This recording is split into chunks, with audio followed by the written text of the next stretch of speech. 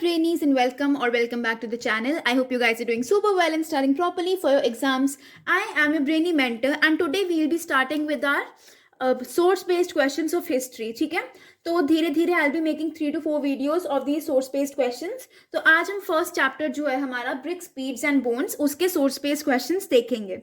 ठीक है, अब जो हमारा फर्स्ट सोर्स है ना, हाउ आर्टिफैक्ट्स आर आइडेंटिफाइड, वो है आपकी बुक के पेज नंबर 4 पे. ठीक है, रीड द पैसेज एंड उसके बाद हम क्वेश्चन आंसर्स करेंगे. तो इस पैसेज में what we have, processing of food requires grinding equipment as well as vessels for mixing, blending and cooking.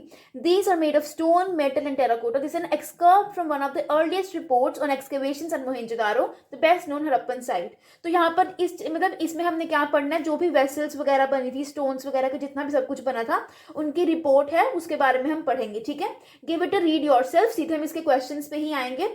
First question आता है, व्हाट आर ग्राइंडिंग इक्विपमेंट्स और सैडल कोन्स. ठीक है, क्या होते हैं ग्राइंडिंग इक्विपमेंट्स और सैडल कोन्स. ठीक है, सो अगर हम बुक से देखें तो क्या होते हैं, saddle cones are found in considerable numbers and they seem to have been only means in use for grinding cereals. तो आंसर में क्या लिखूंगा, saddle cones have been found in large numbers at Mohenjodaro, क्योंकि हम यहाँ पर बात किसकी कर रहे हैं, मोहेंजोदारो की, and they were used to grind cereals. ठीक है, ये हो गया फर्स्ट. अब सेकेंड क्वेश्चन आता है, how is the surface of these grinding equipments, what does this indicate. इनकी सरफेस कैसी होती है और इससे क्या शो होता है. ठीक है, तो यहाँ पर लिखा है, दे वर रफली made of hard gritty igneous rock और sandstone and mostly show signs of hard usages. ठीक है, तो हम क्या बोल सकते हैं, इनकी रफ सरफेस हार्ड रॉक या फिर सैंडस्टोन की बनी थी and they mostly show signs of hard usages. और क्या बोला गया, over here, as these bases are usually convex,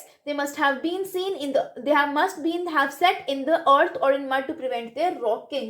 ठीक है, तो ठीक है, उसका मड और जो सरफेस थी वो अर्थ से या फिर मड से बनी गई थी ताकि वो क्या हो, वाटर वगैरह आना जाए और वो टूट ना जाए बेसिकली. ठीक है, अब आता है what are its two kinds. तो what are the two kinds of corns. ठीक है, तो फर्स्ट काइंड ऑफ कॉर्न्स कौन से होते हैं, देखो टू मेन टाइप्स है यहाँ पर. those on which another small stone was pushed on and rolled, and second कौन सा था जिसके ऊपर second stone was used as a pounder. तो क्या होता है, एक ऐसे करके ना पत्थर सा होता है उसके ऊपर हम ऐसे ऐसे करके ना जैसे चटनी वगैरह पुराने टाइम्स में बनाते थे. ठीक है, एक वो वाला कॉर्न हो गया और एक दूसरा कॉर्न जो कि एक बड़ा सा पत्थर होता था उसमें ऐसे ऐसे करके पीसते थे हम, that you know very well. ठीक है, तो ये दो कॉर्न्स हो गए हमारे पास. ठीक है, अब fourth question, Which aspect of the Harappan culture do these grinding equipments highlight? तो इनसे क्या शो होता है, इससे we can see that जो वर्कमैन थे एंड जो कुक थे वो properly loan, they asked for loan of one from museum for use in the kitchen. तो अगर हम बुक से देखें, let's see what's the answer is from here. So they tell us about processing of food. ठीक है, उनसे हमको क्या पता है फूड कैसे प्रोसेस करते थे, and the people new the art of grinding and cooking. Corns को देख के हम कह सकते थे कि उनको ग्राइंडिंग भी आती थी, कुकिंग भी आती थी. They also knew about herbs and the spices. ठीक है, ये हो गया हमारा फर्स्ट सोर्स. अब सेकेंड सोर्स भी ऐसा ही है, just read it and then मैं आपको एक्सप्लेन करती हूँ. सो ये सोर्स है the most ancient system yet discovered. ठीक है, if you check it in your book it is on page number 7. ठीक है, अब इस सोर्स में हम क्या पढ़ेंगे, अबाउट ड्रेन्स एंड एवरीथिंग. ठीक है, तो फर्स्ट क्वेश्चन जो कि हमारी बुक में है, that is the drains of which place are being described in the passage. तो obviously we are describing the drains of Harappa. ठीक है, या फिर ऑफ द लोअर टाउन. ठीक है, अब सेकेंड क्वेश्चन आता है, what was the drawback in the sanitation system. तो ड्रॉबैक क्या था कि जो डेब्रिस थी ना वो रिमूव नहीं की जाती थी. सो क्या लिखा गया over here, let me check. हाँ, सो डेब्रिस जो थी ना, जो मतलब सॉलिड वेस्ट थी वो रिमूव नहीं की जाती थी. That was a very big drawback of this drainage system. ठीक है, third we have, what was the most interesting aspect of these houses. जो घर थे मोहेंजोदारो में, हड़प्पा में, इनका सबसे अच्छा एस्पेक्ट क्या था. ठीक है, क्या था, लोनलीनेस. ये घर अकेले अकेले थे, जिससे हमें क्या पता चलता है कि लाइक कैसे पता चलता है कि दीज वर वेरी डिफरेंट. तो हमें ऐसे पता चलता है कि कोई डाउन फ्लोर पे कोई विंडोज नहीं थी. अगर ये आपने चैप्टर पढ़ा होगा ना फ्रॉम डोमेस्टिक आर्किटेक्चर वाला पैराग्राफ, तो it will be very clear to you कि डाउन फ्लोर पे कोई विंडो नहीं थी. हाउसेज का जो स्टेयर केस था वो अलग से था, देन वेल्स वगैरह भी थे वो भी बाहर थी. तो you can write all that points जिससे आपको ये क्लियर हो जाएगा. क्लियर. अब हमारा थर्ड जो है source that is evidence of an invasion. Invasion क्या होता है, लड़ाई हुई एंड वहां पर ऑक्यूपाई कर लिया गया, उस इन्वेजन के बारे में हम बात कर रहे हैं। तो बेसिकली हम यहाँ पर ये पढ़ेंगे कि कैसे उस टाइम पर लड़ाई हुई थी एंड कैसे उस टाइम पे कुछ एरिया को कब्जा कर लिया गया था। ठीक है, तो अब पहला क्वेश्चन जो आता है, रीड इट योरसेल्फ एंड मैं फिर आपको समझाऊंगी। तो फर्स्ट क्वेश्चन आता है कि on what basis has it been called the dead man's lane. Dead man's lane इसका नाम क्यों पड़ा था। ठीक है, तो अगर हम यहाँ पर देखें, इफ यू रीड दिस, यहाँ पे फर्स्ट पैराग्राफ में ही इसका आंसर गिवन है कि एक नैरो सी स्ट्रीट थी एंड इसका नाम क्यों पड़ा था, क्योंकि यहाँ पे क्या क्या मिला था, स्कल का पार्ट मिला था, थोरैक्स बोन्स मिली थी एंड अडल्ट की अपर आर्म मिली थी।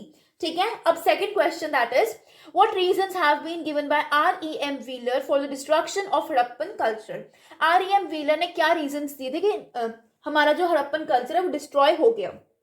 तो first reason is climatic changes या फिर सोशल एंड इकोनॉमिक डिटोरेशन, मतलब सोसाइटी इकोनॉमी बहुत डिटोरेट हो गई थी। सेकंड, लार्ज स्केल डिस्ट्रक्शन हुई थी एंड थर्ड है large scale massacre of men women and children. लड़ाई वगैरह हुई थी, उसकी वजह से सब कुछ लोग मारे गए in large quantities you can say. अब third we have whom did, okay I'm so sorry questions visible नहीं थे, हाँ, so whom did he consider responsible for the large scale destruction in Mohenjo-daro and why।